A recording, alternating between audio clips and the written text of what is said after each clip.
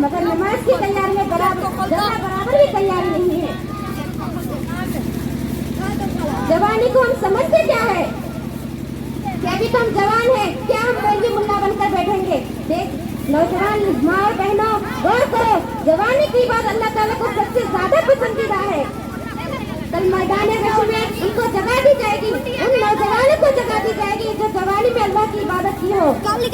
जवानी को अल्लाह के लिए गारत मत करो, दुनिया की पीछे मत भगाओ। जवानी में इंसान का क्या होता है, उनका जोश, उनके हौसले, उनके अज़्म, उनके ख्वाहिशात। इन बुरी माहौल में मुझे और आपको अल्लाह की तरफ लौटना है।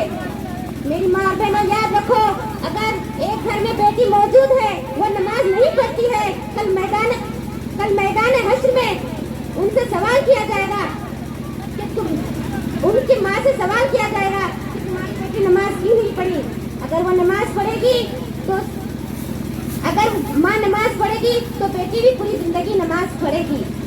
मेरी माँ बहनों, तो जवानी का बहाना बनाकर हम नमाजों को नहीं छोड़ सकते। और एक बहाना हमारे पास मौजूद है कि अभी हम गुनाह नहीं करते ना, इसलिए हम नमाज नहीं पढ़ते। गुनाह करने वाले लोग नमाज पढ़ते हैं, रो रो कर दुआ करते हैं, माफ कर दो अल्लाह, माफ कर दो। हम गुनाह नहीं करते ना, इसलिए हम नमाज नहीं पढ़ते। आप सल्लल्लाहु अलैहि वसल्लम नऊज़ बिल्लाह क्या गुनहगार थे जो अल्लाह ने उनको हुक्म दिया कि तुम ऐ नबी सल्लल्लाहु अलैहि वसल्लम तुम हुक्म दो अपने घर वालों को और खुद भी नमाज पढ़ो। तो यहाँ पर ये बहाना भी खत्म हो गया। और एक बहाना हमारे पास मौजूद है कि हम जब नमाज पढ़ते हैं ना, तो हमारे दिल में बुरे वसवसे और बुरे ख्यालात आते हैं, तो इसलिए हम नमाज नहीं पढ़ते। यही माहौल बनता जा रहा है आज हमारे पास। मेरी माँ और बहनों, जब हम नमाज पढ़ते हैं हमको रोकने वाला कौन होता है? बोलो जरा, कौन होता है? हमको रोकने वाला सिर्फ शैतान होता है। तो हम शैतान की बात क्यों मानेंगे, बल्कि अपनी अल्लाह की बात मानेंगे और नमाजों को अदा करेंगे। आजकल हमारी नमाज इतनी गई गुजरी हो चुकी है कि आजकल हम सबको हर चीज हमको नमाज ही में याद आता है कि बच्चा क्या कर रहे हैं, शोर कहाँ है और सब क्या कर रहे हैं। आज हर चीज हमारी नमाजों में याद आती है। इतनी गई गुजरी हमारी नमाजें हो चुकी है। मेरी माँ और बहनों, मैं आप सभी को एक मिसाल देती हूँ कि जिस घर में ज्यादा माल होते हैं ना, उसी घर में ज्यादा चोर आते हैं। और जिसके दिल में ज्यादा मजबूत ईमान होते हैं ना, जिसके दिल में ज्यादा मजबूत ईमान होते हैं ना, उसी के दिल में शैतान आते हैं। मेरे माँ और बहनों, आजकल हम नमाजें किस वजह से छोड़ रहे हैं ना, यही वजह से ना कि हम फंक्शन हॉल की वजह से हमारी नमाजें छूट रही है। जब हम फंक्शन हॉल में जाते हैं तो हमारी ज़ोहर छूट जाती है, असर छूट जाती है, मगरिब छूट जाती है, इशा छूट जाती है। इस डर से छूट जाती है कि हम अगर वज़ू करेंगे तो हमारा मेकअप चला जाएगा। मेरी माँ और बहनों, आप सभी मुझे इस बात की गारंटी दे सकते हैं कि आप फंक्शन हॉल से लौटे तक आप जिंदा रहेंगे? नहीं, बिल्कुल नहीं। 1 घंटे की तो दूर की बात, 1 सेकंड भी आप मुझे गारंटी नहीं दे सकते कि आप दुनिया में जिंदा रहेंगे। मेरी माँ और बहनों, फेस में मेकअप कर हम अगर नमाजों को छोड़ेंगे तो बेनमाजी की मौत मारे जाएंगे। मेरी माँ और बहनों, अपनी नमाज में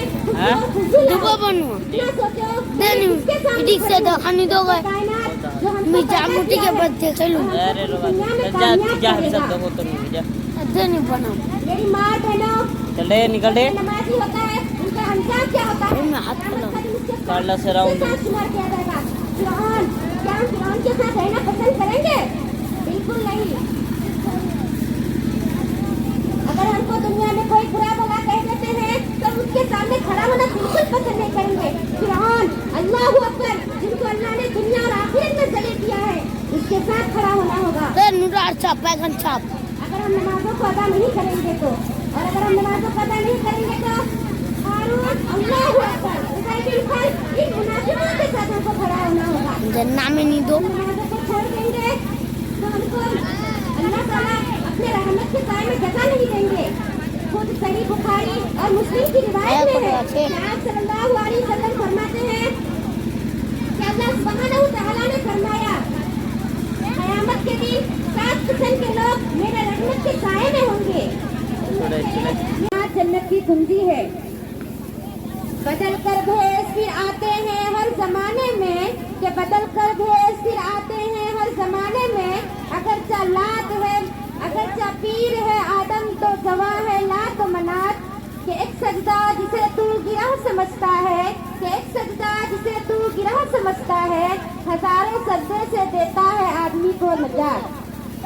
غور کرو میری ماں اور بہنوں, جنگ میں اللہ نے نماز کو معاف نہیں کیا. دشمن سامنے تھے, اللہ اکبر, چاہے تو ان کو قتل بھی کر سکتے تھے, ان کو مار بھی سکتے تھے, ان کو اس صفحے ہستی سے مٹا بھی سکتے تھے, مگر اس حال میں بھی اللہ نے حکم دیا کہ تم وہاں بھی نماز نہیں چھوڑ سکتے. آج ہم سب کو کیا ہو گیا ہے, کیا سوچ کر ہم نمازوں کو چھوڑتے ہیں؟ اللہ کے لیے میرے ماں اور بہنوں, اللہ کے لیے خود کا جائزہ لے لو. اور نمازیں چھوڑ رہے ہیں اور جب نمازوں کو بہانہ بنا کر چھوڑ رہے ہیں تو بہانے رکھ کر میں اپنی باتوں کو مکمل کروں گی انشاءاللہ. بہت چھوٹے چھوٹے بہانے ہیں آج ہمارے پاس نمازوں کو چھوڑنے کے لیے. یہ نماز ہی ہماری کامیابی کا ذریعہ ہے. یاد رکھو میری ماں اور بہنوں, اگر ایک نماز میری گزر گئی, اسی حال میں اگر میری موت آ گئی تو سمجھ جانا مجھے جہنم میں جانا ہوگا. کیا بہانے بناتے ہیں ہم نمازوں کو چھوڑنے کے لیے؟ یہی بہانے بناتے ہیں نا کہ چھوٹا بچہ یا بچی گود میں پیشاب کر دیا نا, اس لیے ہم نماز نہیں پڑھتے. چھوٹا بچہ یا بچی گود میں پیشاب کر دیے, ہم ناپاک ہو گئے نا, اس لیے ہم نماز نہیں پڑھتے. میری ماں اور بہنوں, اگر چھوٹا بچہ یا بچی گود میں پیشاب کر دیے نا, اس کا بھی حل, اس کا بھی طریقہ آپ صلی اللہ علیہ وسلم نے ہم کو بتلا دیا ہے. ابھی ہم ناپاک ہے, ایسی ہماری سوچ آئی اور ہم نمازوں کو چھوڑ دیے, اسی حال میں ہماری موت آ گئی تو سمجھ جانا کہ مجھے جہنم میں جانا ہوگا. اور کل میدان حشر میں ہم ناپاکی کے حالت میں اٹھائے جائیں گے. اگر ہم ناپاکی کے حالت میں اٹھائے جائیں گے تو ہمارا انجام کیا ہوگا؟ طہارت نہیں ہے, ابھی تک نہائے نہیں ہے, نہانے کے بعد نماز شروع کرتے ہیں اللہ اکبر. یہ بہانے نہیں چلنے والی میری ماں اور بہنوں. اسلام آپ کو ان بہانوں کا اجازت نہیں دیتا.